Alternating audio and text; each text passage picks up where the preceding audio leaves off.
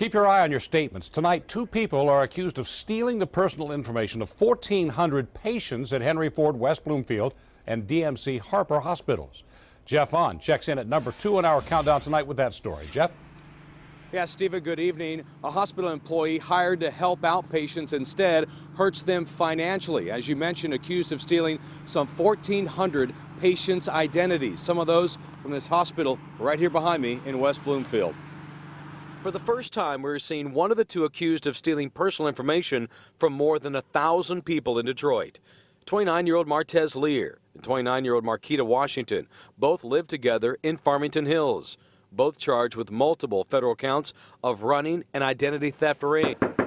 I visited the known home shared by Washington and Lear. After a knock on the door, a woman's voice from inside tells me Marquita isn't home. But police report this is where they found incriminating evidence in the form of medical documents containing dates of birth and social security numbers.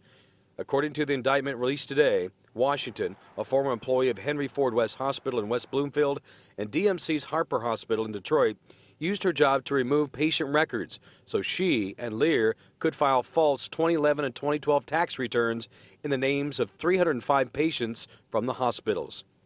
According to U.S. Attorney Barbara McQuaid, Lear and Washington received almost $500,000 in fake returns from the IRS. In a statement, McQuaid says, criminals should know that while technology is also making it easier for them to commit identity fraud, technology is making it easier for law enforcement to catch them.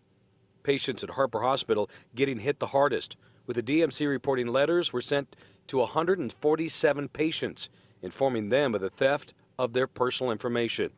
At Henry Ford West, the hospital confirms 141 patients had their identities stolen between January 2012 and December 2013. Both hospitals are providing all affected patients credit card monitoring at no cost. Now let's go to some numbers that you should be seeing now on your screen. Those are the numbers for the hospitals. If you believe that you have been a victim of identity theft, then call that hospital that you believe that your information was compromised from. Now, as for Washington, she was arrested in Georgia, and as for Lear, well, he was charged while he was in jail being held on an unrelated gun charge. I'm live tonight in West Bloomfield. Jeff Vaughn, 7 Action News. Back to you.